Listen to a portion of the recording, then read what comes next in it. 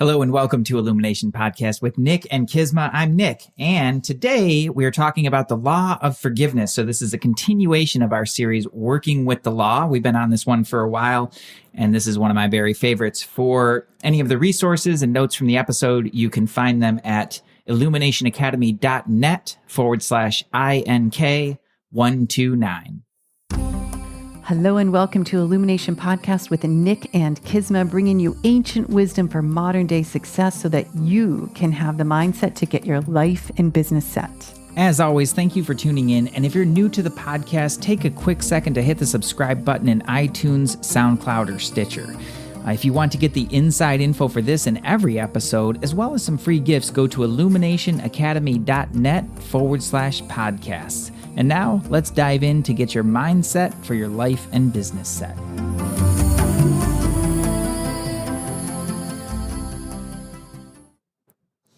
Hey there, Kizma. Well, hello. Thank you for forgiving me for those couple of outtakes that I bombed. They're already deleted. They're already deleted. Kizma, I'm just so excited about this topic. So I was a little bit like ungrounded. You got ungrounded around it? Yeah, but I'm here. It could also be the celebration. The celebration? The celebration. Oh, my little thing. Yeah, well, a little bit more. Oh, we give it that. Thing. Yeah. I had this fun article in entrepreneur.com. Fun little article that was. It wasn't fun. It's a really good article on 9 habits super successful people use in their life and how you can learn from them. And it really is cool. Just go to entrepreneur.com and search my name. Yeah. It pops up. And it was, hit the number one spot. Number one most popular. I know. I'm trying hundreds of shares. Like super cool. Like, yeah. I think that's really cool. It is kind of cool. It's been number one for a day and a half. And I'm like, okay, I don't want to obsess. I don't want to be competitive. I keep sharing all the other articles because, you got to practice what you preach. But it's a really well done article. I had some support in shaping it from, give a shout out to Andrea Huspenny, who was on our podcast pretty much like a month or so ago. Yeah, she was just so helpful in editing and helping me to shape it. So it is really worth checking out. We'll put it in the show notes too, but entrepreneur.com and just search my name, Kizma. Yeah, that's so cool. And I wanted to give a shout out to the law of increase, which we've covered on in this series. Yes, because it works. Okay, so here's what happened is we're sitting out at dinner last night at Campfire. Great place. They had some really great new dishes on the in Carlsbad.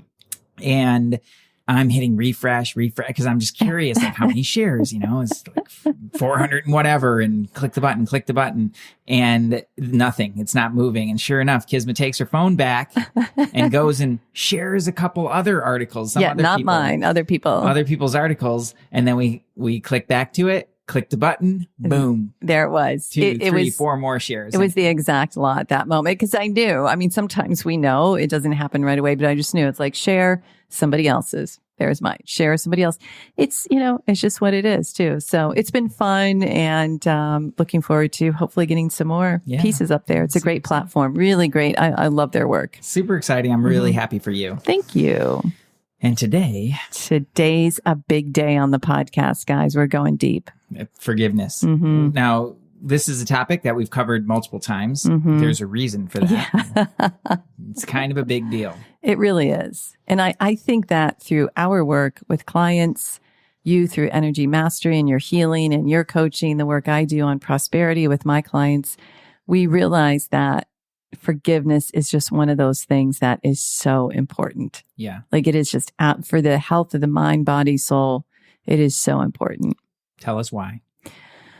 Whoa. Well, there's a beautiful, we've been pulling from Working with the Law. And one of the quotes that I thought would be so great to kick it off with is forgiveness is the first requirement which permits man to be in harmony with the law of his being. Law of his being meaning life. To be in harmony with living life as we're to live it, not stressed, not upset, not full of anger, but to live life as a divine being. Forgiveness is a requirement. The first requirement. The first one. So that let me just read that again, guys, because we could just like all bliss out and be like, holy cow. Forgiveness is the first requirement which permits humans, this is written a while ago, to be in harmony with the law of his being. Raymond Halliwell is incredible. Now, throughout the book, he substitutes the word God with law. He does. So that's a great when point. I reread this with that in mind, with the God, it's like it's really the first requirement to help to get a person in harmony with the godhood of their being, like that true potential of yourself. It all starts with forgiveness. That's so excellent. And it plays a role in healing, which we're going to talk about later, like not just healing the mind necessarily, but truly like into the physical body. For sure. But what I want to talk about, a big topic that shows throughout this chapter. So if you've been reading the book and going through it, one of the words that you will see quite frequently in this chapter is sin. And sin has all kinds of weird stuff around it because of what religions have done to it and what humans have done to those teachings to convolute them and try to put it into a really narrow box of burn in hell. You're going to burn in hell. Yeah. It's the end of your life. You're going to burn in hell. And you'll never be accepted or loved if you have, it's like all this crazy stuff. So we want to really, first and foremost, is define sin in this context and what it is that we're talking about. Well, he says, a sin is a mistake, a misunderstanding, and a misjudgment. A mistake is falling short of or disobeying the law, whether that law be mechanical or spiritual. That is exactly the quote I was looking for. Thank you. I know. It's amazing. So if we took out all of the stuff that's been slathered on sin religiously or, end of our souls, etc., it's a mistake. It's falling short. He does say disobeying the law.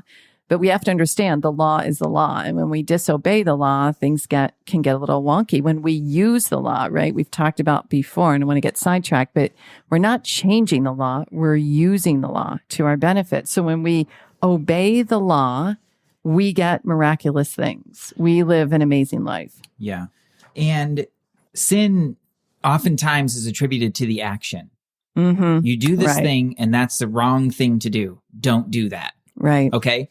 And I want to invite all of our listeners to explore a little bit different view on sin. So it may be uncomfortable for some of you. That's okay. We're not telling you what to believe. It's more just a matter of an invitation to say, what if? Yeah. And I can tell you that the way that I look at sin is not that it's in the action itself, but it is in the reaction in our mind. Yep. Vedanta 101. So when you're doing something and you're having a lot of agitation in your mind, that would technically be called a sin. Exactly. Right? And so a lot of people will think like, okay, my mind is super agitated, but I'm not hurting anybody. I'm not sinning, right? But when we talk about sin in this context and forgiveness, it really is about weeding out all of those things so that your mind can naturally come to a peaceful state, an equanimous state, Amen. A truly objective state. Okay, so it's a much broader perspective, and it's also very subjective. So it leaves out all of this about, like, we know, like, don't do things to other people that they don't want done to them. Like, okay, follow the golden rule. But your conscience will tell you, right? Your conscience will always tell you right from wrong. Okay? So following that and recognizing that when we're talking about sin or when it shows up in these teachings, if you look at it as an agitation in the mind, a reaction that we're having to something or to the world or to ourselves and our own behavior, whatever that is, that's what we're talking about. Okay. And he puts it beautifully. I think when you look at it in that context and then you look also at that quote, it's a mistake. It's wrong thinking, so to speak, or, as opposed to right thinking or right thought, right speak, right action. It's a misjudgment and a misunderstanding. Well, in the piece I want to highlight, it's like you said, Nick, when the mind is agitated.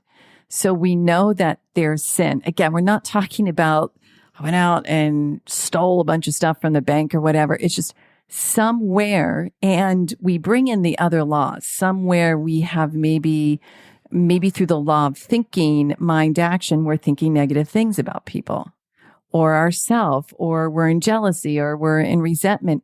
those, when they agitate the mind, just go, well, freaking A, it's a sin because I'm agitated. I'm having a reaction. So here's the thing, the sin is a gift. So I want to like change the whole nuance around it. The sin is a gift because it's the very metric that allows us to wake up and go, what am I doing? What am I saying?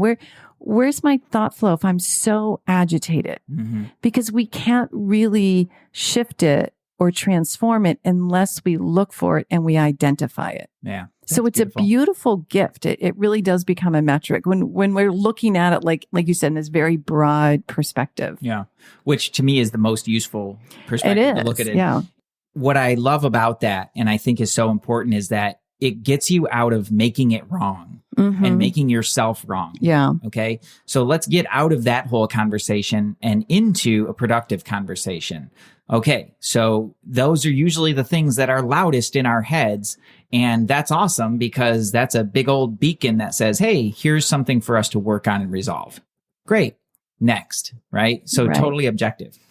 Now he goes on to share a really popular story from the Bible where Peter is thinking he's all cool and he's saying, hey, Jesus, how many times should we forgive people? And, 7 times, which is already like more than double like what the law required. Or Old Testament said back then. Their rule of thumb was. And Jesus is like, nope. What did he say? 7 times 77? Basically infinite. Infinite. He's like, there is no limitation to it. Right. There can't be a limitation to it. And Raymond Hollywell says the quality of forgiveness must be as limitless as faith, hope, and love. It's incredible. Think about that. Yeah. Limitless is faith, hope, and love. And this doesn't mean that when someone is mean to you or stealing from you or hurting you, you're just like, happy, I forgive you and don't do anything. Yeah. That would be sinning against yourself. Right? That would not be forgiveness. You would just be you'd put yourself back through the pain. So obviously there are things that need to be negotiated, navigated, and taken care of in this physical world. But from the spirit, from the soul, from the heart, when that forgiveness takes place, it's a release of that trauma because holding on to it will be painful. It will be agitating. All we have to do is think about, and maybe some of you have been in this place where you've held on to such resentment and you can't sleep at night, or you start looking old, or your body starts hurting, or you have stomach issues. And there's a constant flow of just agitation or negativity towards someone who's hurt you. That is hurting you more than them. Yeah. Or an old and repressed. That's not yet been let go. Yeah. Those things can really toxify the body. And he talks about that. There's a study that was done where they quantified the emotions. Right. The lower emotions, right? They took samples of the perspiration while a person was in these particular emotional states. And what they found was that these lower emotions, guilt being one of the lowest of them, it turns acidic. Right. So the eats away your body. And that's basically like you're drinking acid. Right. You're eating acid. Every time that you hold those thoughts in your mind, every time that you go there and get into that space, you are essentially eating acid and burning your brain and burning your body. Right. Right.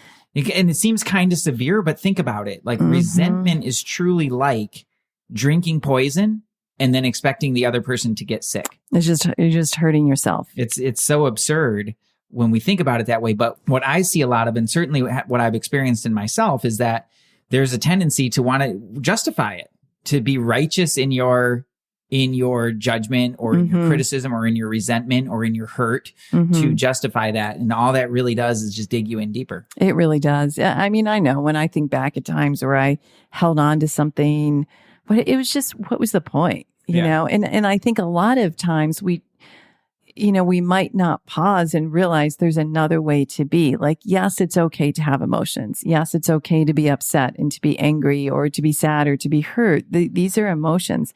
The question is, how long do you want to feel that way? Right. How long do you want that to really take hold of your mind and your spirit?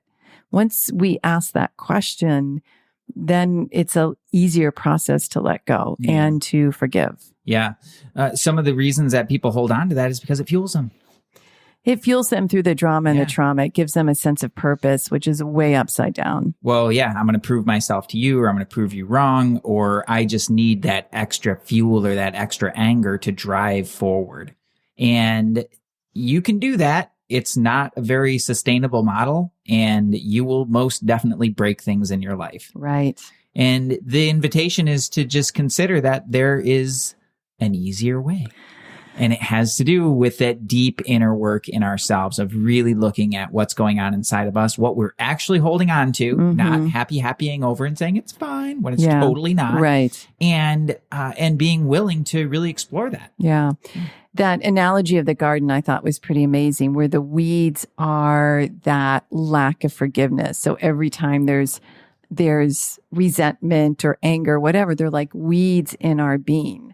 And weeds they grow, right? They don't need a lot of fertilizer. So even when we do fertilize, it's like it's taking over our being. We've got to pluck those weeds so that what we do want to expand and grow in our life does so. He says here, weeds do not remove themselves in time. Instead, they will increase and grow stronger until they choke out the flower. No fun. The same thing is true of our sinful thoughts. In the garden of our memory, they must be plucked out, cast out, and destroyed so that only flowers of healthy and happy thoughts may grow. Now, this is where I just think it gets so interesting in the realm of healing. And there are no shortage of truly miracle healings that happened because people's sins were removed. And when we mean sins, we're talking about mental agitation. Okay, so you got all this congestion in your head, all these congested thoughts, and your head's just going a million miles a minute, and it's just congested, dirty, messy, tangled up weeds, right? Just think tangled up weeds in your head. All right, so all of that's going on, and sure enough, like that will drain your energy. Right. It will toxify your body, like we've already seen. For sure. It will cause you to break things in your life. But it's all happening in the mind. It's happening in the mind first. Right. So it's that mental level that's rippling out and then having an effect on the physiology and then rippling out into the life with our relationships, with our business and our money. And what we're attracting back because of the very frequency of those thoughts going out. We heard when we talked about the law of thinking. Exactly. So it's really amazing how these laws work together. And when they're not in sync, lack of harmony. Yeah. Yeah. That's really where that's a big place for the healing. So when you think about it like that, when we start to clean up these things in the mind, it's not just a matter of like thinking happy thoughts. Okay, this is misunderstanding this law is actually one of the biggest reasons why people dig themselves deeper into it. Because they think, okay, this is the misunderstanding.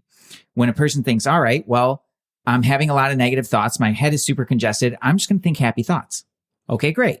Now you're thinking a bunch of happy thoughts, but underneath that, exactly, you basically just took a bunch of topsoil and you threw it over all the weeds. So the weeds are covered up for a minute.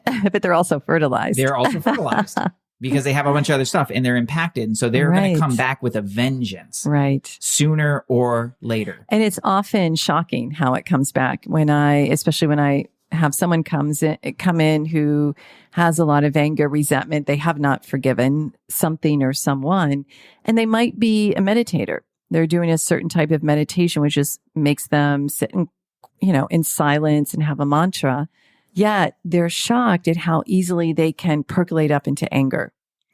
And so when we explore, now this isn't everyone. I know some of you have great meditation practices, but trust me, I've seen this again and again. When we explore what's going on, sure enough, there is something that has not been forgiven. They have not let go. So that very meditation that they're spending 20 minutes a day on or more is actually fertilizing it. Yeah. And one little trigger, it's like lighting the match and the rope goes, And once we're able to resolve that and get to the forgiveness piece, like you said, Nick, that's when the healing begins. Well, once those things are literally weeded out, which is plucked out, plucked them right out, right? There's different ways to do that. What we do with Energy Mastery is to truly resolve those things. So important with a specific tool, and then also with a process to unwind that tangle. Okay, so now that they're out, what does that do?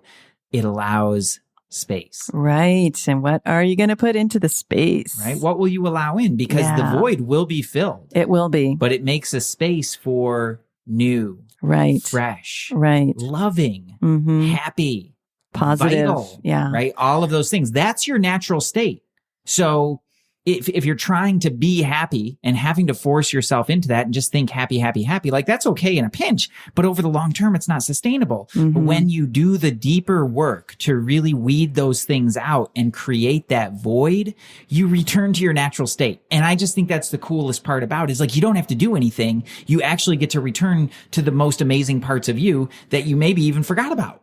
And then you get to decide what it is you're going to create, to bring in. Exactly. And it's way easier and way faster to manifest when you're clear. Exactly. That's why we've got to be clear. Yeah. Because you're not going against the grain. You're not fighting a battle with your own mind. And it's like, my mind and my heart can't decide, and everybody's in a fight. And it's like, it's just drama. It is drama.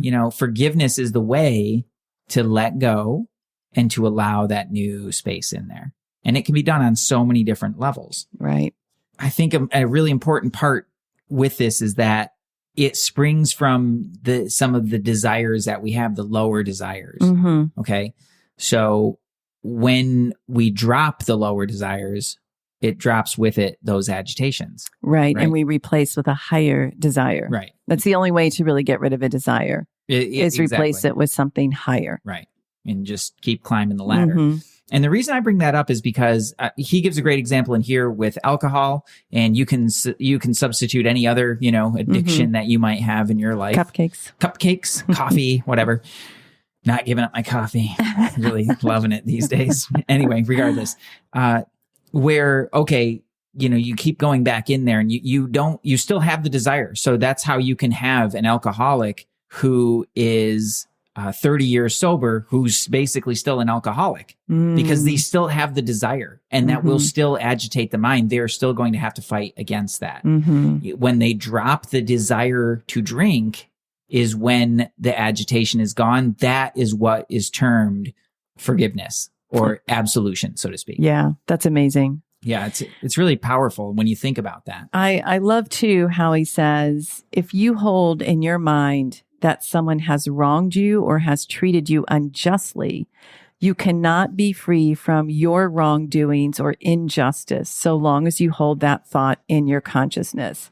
I'm like, whoa. So read that again. Okay. Yeah. It's such a mind bender. If you hold in your mind that someone has wronged you or has treated you unjustly, so not letting go, not forgiving someone else, you cannot be free from your wrongdoings or injustice so long as you hold that thought in your consciousness. So we might feel like, oh, I did whatever. I picked an apple off of the neighbor's tree. I'm just making something up. Oh, it's okay. Like I'm forgiven. I'll go and apologize or whatever.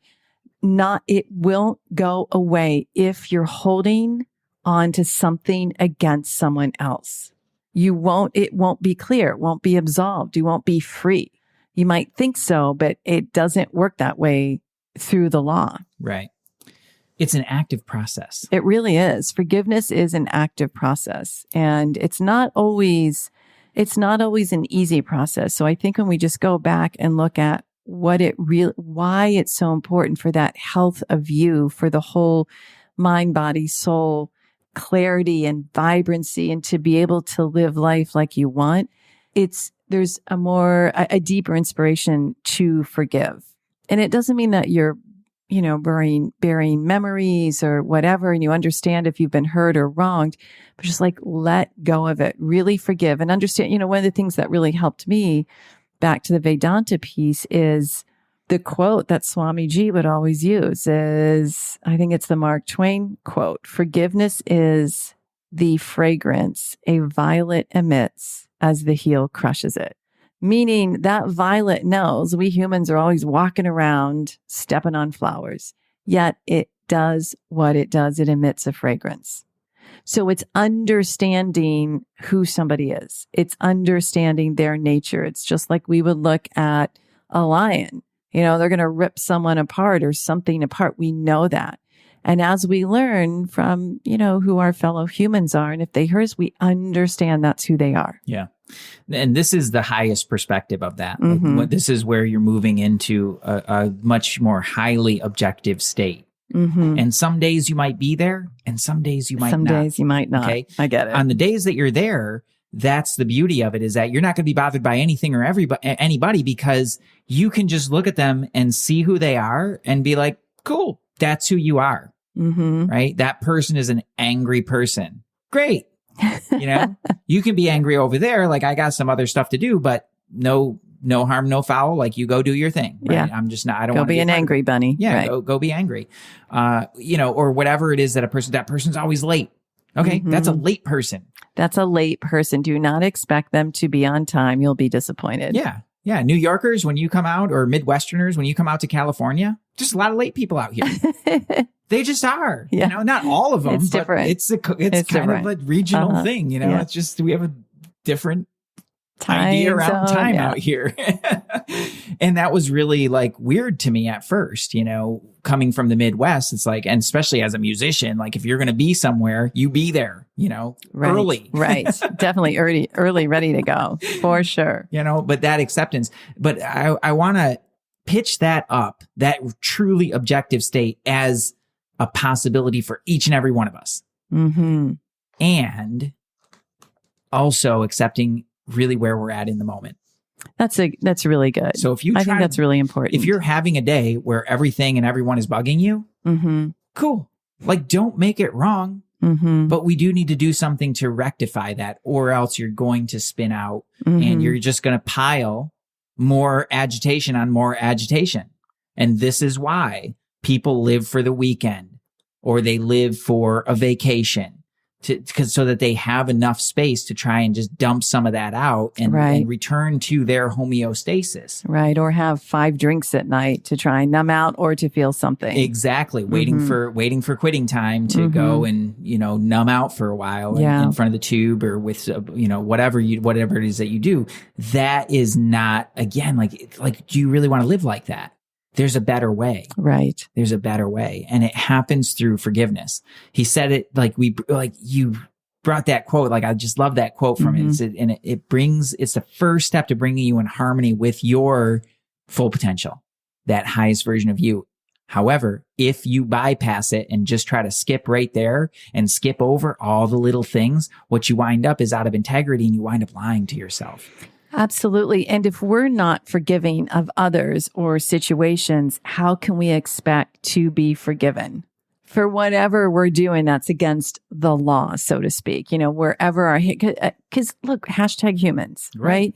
I mean, through the course of a 24-hour period, if we go through that introspection, look at all the times we might hold a grudge or have resentment or be annoyed, technically that's going against the law. We are human. So in order to clear that, to solve it, we have to as well be willing to forgive other people. That's so cool that you just said that. I was just looking at this one. Our willingness must open the way for our forgiveness. We dare not ask more of the law than we are able to extend to ourselves or to our brothers. Dare not ask more of the law than we're able to extend to ourselves or others. That's pretty amazing. That's it. That's using the law. Yeah.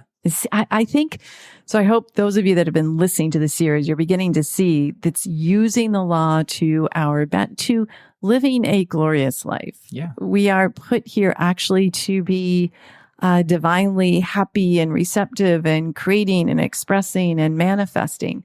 Yet these laws are presented towards it. When we use them, they work. Yeah.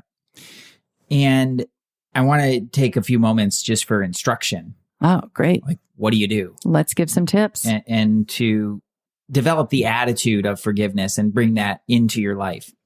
And I think about it as, back to extreme ownership. I love this concept I wish I had invented the phrase. It's such a great phrase. It's such a great phrase, but I'm happy to co-opt it. And thank you, Jocko Willink, for that. Yeah. But extreme ownership of exactly where you are. So that's where I was talking about, like, sure, like hold your ideal of totally objective, just accepting people for exactly who they are without a care in the world, without it affecting your mental peace in the least. That's awesome. Really cool. And you got to own where you're at that moment, at that day. Mm-hmm. If somebody in the line, or let's say somebody cuts you off in the road and you get angry with them, that's okay. Don't make it wrong, except that you're angry. Cut the cords and move on, right? Mm-hmm. Do whatever you need to do. But if you keep going around that and you're chasing that person down the freeway, you're in trouble. Yeah. And you're the problem. You've become the problem. Exactly. Mm-hmm. So that's where it's really that extreme ownership. Now, I think where a lot of this gets left in the lurch, so to speak, is where, okay, you've dealt with it within yourself and you're cool with it, but maybe somebody else isn't. Yeah. Right? Now, it's not your responsibility. In my mind, it's not your responsibility to go and like make that person happy. But if you know that you've done somebody wrong, you need to do something about that. It's helpful to make amends. It really is so helpful because that external piece goes so far to just cleaning up the energetics between the two people. And then it's off of you. Right. So it's not really for them. It kind of is for them. If you care about that person, it can be for them. But it's ultimately for you. Yeah. You've done your role. You've done your part. They get to choose if they accept. So if you have to make an apology, if I'm getting this right, you have to make an apology or give an apology. You don't have to, but you choose to. They get to choose to accept it. Yet if it's a heartfelt apology and one has made amends, that's for them. Exactly. And then it's like, okay, either they accept or they don't. Yeah. They can keep going around the same story if they choose to continue to be offended. And that's not your business now. Now your conscience is clear, right? That little voice in your head is able to say, you know what? I did what I needed to do for me and to make the situation right. And we're good. Yeah. And I would add as well, to the best of your ability, sometimes we'll find a ripple effect. You might have done something and then something else goes and you might feel badly. To the best of your ability. Right. We cannot change the past, yet we heal the past by the attitude and the forgiveness that we hold in this moment. Exactly. And like you said, that's when forgiveness becomes an active nature. Yeah. I really do think of it as an active, it's an active practice. It's something that we take with us everywhere in life because, well, #humans, right? They're everywhere. We're surrounded. All you aliens out there. We're surrounded with humans and it's our constant work to forgive them, to forgive ourselves, to really and truly come to that place of acceptance while still standing for what you believe in the world. Like make a strong stand. We're not saying lay down and just not agree with everybody else just to be nice. It's not that at all. Yeah, exactly. So I can only speak for myself and say that my life has changed immeasurably with this attitude of ownership. Yeah. When I do something wrong, like it's so powerful. It provides also so much confidence because just going through, when we own something, when we go through that, it can be uncomfortable. We're not sure of the outcome. Yet the more we do that, the clearer we are. And there is a sense of certainty and confidence. Right. And you're not fooling anybody. Like when you screw up, everybody knows. Yeah. Like maybe not everybody, but the important people know. Yeah, like they know. Usually. But, so you can try to hide out behind it. But really, it's so much more freeing to just say, hey, I recognize that this was my role in this. Yeah. Exactly. And how it works in relationship, especially an intimate relationship, is for each person to take 100% responsibility. And what they wind up doing from that space is you allow that space for forgiveness between the two of you, which creates a much, much deeper connection and a much deeper acceptance of that individual. Right. So it gets us out of that codependent kind of pleasing and all that kind of stuff and back into your true brilliance. And then those two come together to create something even cooler. Right. Within the relationship. But it only happens through forgiveness. Yeah. I would venture, I know this is a big topic, but even in separations and divorce or partnerships of businesses, things can get so contentious and angry. And when we are able to recognize what was on us, where did we miss, the points, where were we creating agitation or whatever, and then to have forgiveness for the other person involved, it's going to be an easier resolution of whatever the outcome is going to be. Yeah. Yep. It's just going to make everything easier and better. The more that you dig your heels in to prove yourself right and resent all over that person, the more stuck everything is going to be. And it's just going to be at loggerheads. And if that's the way you want to live your life, that's cool. I don't know too many people who want to do that, but they choose it regardless, right? By default. Right. So it's really, really interesting. And humans do crazy stuff. Humans lie. Humans cheat. They do all kinds of silly things. He puts it so beautifully. It's a mistake. It's a misunderstanding. It's a mistake. And you can say like, oh, well, they knew what they were doing. You can't call that a mistake.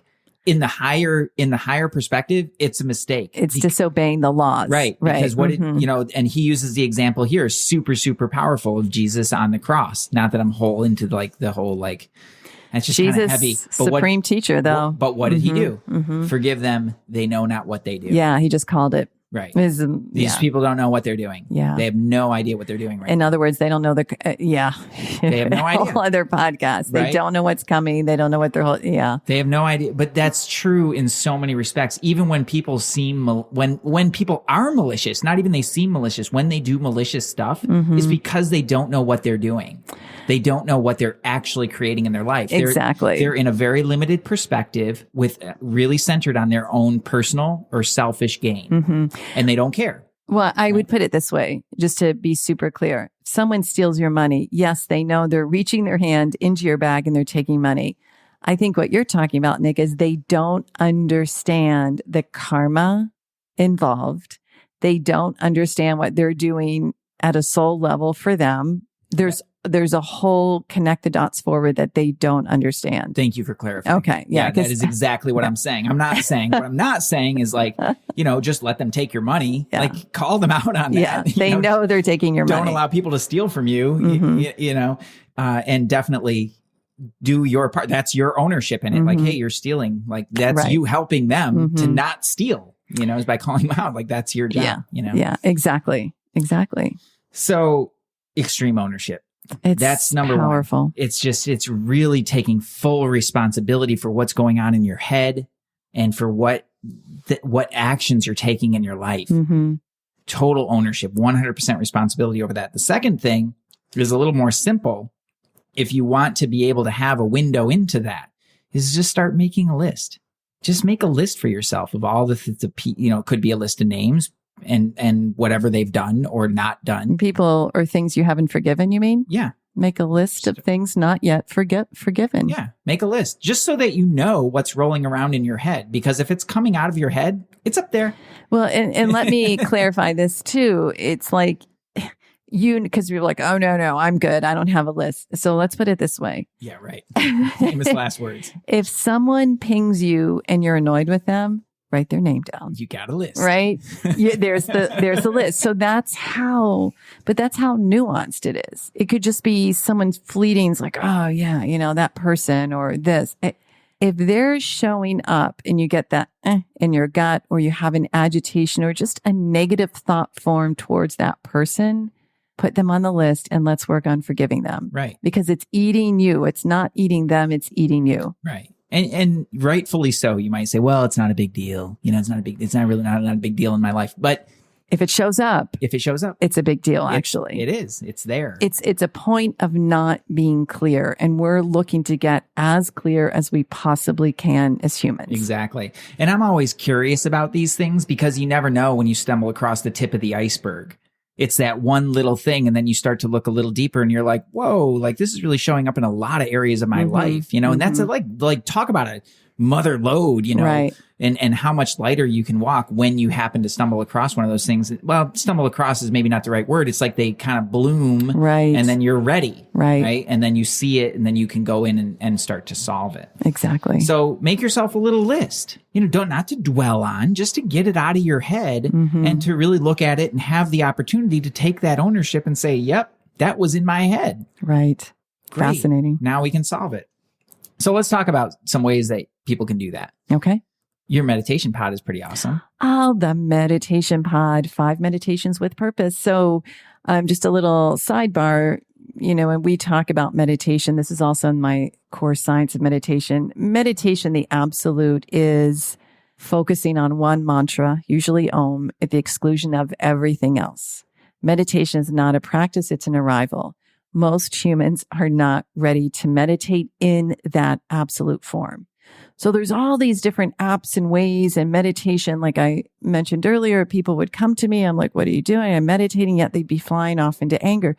So I created the meditation pod, and the way it's created, they're meditations with a certain frequency that actually allows the clearing and the solving to happen, so that as you download the energy, you're cleared first. It's just so cool. And there is a meditation in there on forgiveness, on letting go. Yeah. And it's very popular with my people. It's very helpful. Yeah. So you get to have me take you through the process of letting go. Yeah. It's really wonderful. Yeah. It's actually kismawake.com/meditation-pod. And we'll put it in the show notes. It's only $27 and you have 5 meditations you can do for the rest of your life. Yeah, that's amazing. Mm-hmm. And they're extremely powerful. Downloadable audios. Yeah. Super cool. If you want to take a deeper dive into it, then there's no better system than Energy Mastery. Energy Mastery is a system of tools that cleans up both the energy, in the outer, but most importantly, especially for forgiveness, is unwinding all of those mental patterns and programs, which is basically the psychology of the challenges that we see in our lives, and unwinding all of those things so that you can truly restore in a very quick way back to your full potential, back to, towards that harmonization that Raymond Hollywell talked about here, and that we all know is there within each and every one of us. It's about unwinding those patterns in order to restore ourselves to that. And it is truly incredibly fast and effective. So it's not something that's like, I got to go do this 3-hour process to it's really heal great. my childhood. No, you get to solve all this stuff in a much more simple and systematic way. It's something that you can really take into your life, so that, like we talk about forgiveness being a living practice. Okay, well, when something comes up in your everyday, you don't have to go run and, go do your process and all that kind of stuff. You can actually just do a quick little thing and solve it on the spot. Yeah, it's and so get effective. out of it and get back to being awesome. Right. Right. That's really what that's about. It's so great. And then lastly, I would say for somebody who if you're really tangled up and you really want some personal support, is just reach out to us. For Energy Mastery, go to energymastery.info/energy. And apply there. That'll take you to an application form, and we'll have a conversation about it. We'll put everything in the show notes too. And to reach out for some private care is info@sourcemovement.com. Yeah, just say. And it's always going to start, it's looking, just being honest. Oh man, that the honesty and the reflection, observing where those pings happen, where those, what's happening in your body. If you're getting headaches and muscle joints or something, there's a thing to look at. Yeah. People are always surprised at when they resolve and solve things, how their bodies feel better as well. Yeah. Yeah. It's amazing. Our body does what our mind is telling it to do. Right. And this is truly about accelerating that process so that it doesn't take years in therapy or all these other things in order to, try and solve some of this stuff. We can actually do it much more quickly. Absolutely. So those are our tips. You got any other tips? I'd be kind with yourself. Oh, thanks for saying that. I That's really a really do. Yeah, because it is big work. And so if you set out to forgive and it doesn't quite go the distance, be kind, be gentle.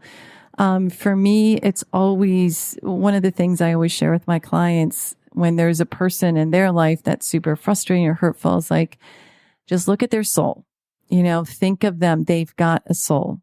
And there's a lot going on in the human condition personality right now that might not be attractive, but somewhere there is a soul. And so you kind of want to see the highest and best. And just like we talked about the law of increase, the law of mind action, see it, the law of supply. If you can conceive of it, that person can also, blossom as well as you. It's another way. If you can't see yourself forgiving, it'll be trickier. So take a few moments and just visualize yourself letting go. That's really beautiful. Thank you. Yeah. Big one. Let us know if you need help with this. It truly is. It's an ongoing life conversation. The more that you forgive, let go of the mistakes, the misjudgments, the quote unquote sins, the clearer and lighter you will feel. There's no way around it.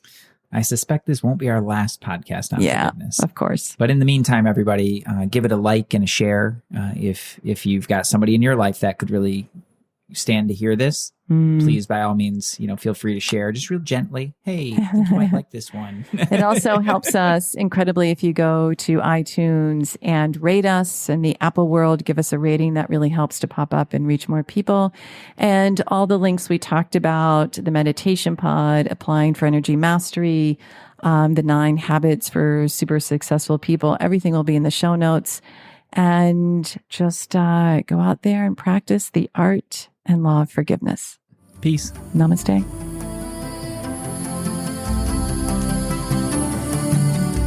Hey, thanks for jamming with us today. And if you enjoy Illumination Podcast, please go ahead and share it with someone you love.